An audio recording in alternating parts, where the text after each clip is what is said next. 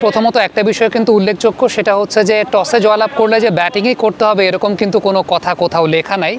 এবং প্রত্যেকটা ম্যাচ যখন আপনি খেলতে নামবেন, আপনার অপোনেন্ট টিমের স্ট্রেংথের জায়গাটা কোথায়, আপনার টিমের স্ট্রেংথের জায়গাটা কোথায়, উইকনেস কোথায়, এবং সেই সঙ্গে যে ভেন্যুতে খেলা হচ্ছে সেই ভেন্যুতে আপনার ট্র্যাক রেকর্ডটা কেমন, অপোনেন্ট টিমের সঙ্গে আপনার ট্র্যাক রেকর্ডটা কেমন, সেসব বিষয় সমন্বয় করে তারপর টসের সিদ্ধান্তটা আপনাকে নিতে হবে।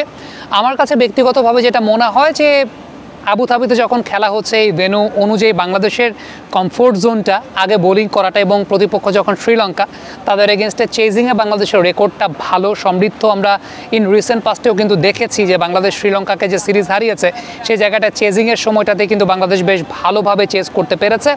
এবং আরেকটা খুব উল্লেখযোগ্য বিষয় যে আবুধাবিতে টেম্পারেচার কিন্তু সাডেনলি ড্রপ করে, এবং সেই জায়গাটা একটা সময় ডিউ ফ্যাক্টর কাজ করে। এই ডিউ ফ্যাক্টরের এগেনস্টে বাংলাদেশের পারফরমেন্সটাও কিন্তু সাম্প্রতিক সময় খুব একটা আশানুরূপ নয়, অর্থাৎ ডিউ ফ্যাক্টরে আমরা বাংলাদেশের বোলারদেরকে খুব ভালো ইউটিলাইজ করতে দেখি নাই। সো এটা একটা ডিসঅ্যাডভান্টেজ বাংলাদেশের জন্য। সো আমার কাছে মনে হয় যে কমফোর্টেবল থাকার জন্য বাংলাদেশ অবশ্যই চাইবে আগে ফিল্ডিং করার সিদ্ধান্ত নিতে। এটা আমার কাছে ব্যক্তিগতভাবে মনে হয়। মূলত এটা ডিপেন্ড করে যে আপনি কোন ভেন্যুতে খেলছেন, কোন জায়গায় খেলছেন, এবং আপনার প্রতিপক্ষ কারা আছে, তাদের শক্তিমত্তা, তাদের উইকনেসের জায়গাগুলো সব কিছু বিচার বিবেচনা করলে তারপরেই বিষয়টা আমার কাছে মনে হয় যে সিদ্ধান্তটা নিতে হয়। এটা কোনো সংবিধান নাই যে আপনাকে টসে জয়লাভ করলে আগে ব্যাটিং নিতে হবে বা টসে জয়লাভ করলে আগে বোলিং নিতে হবে।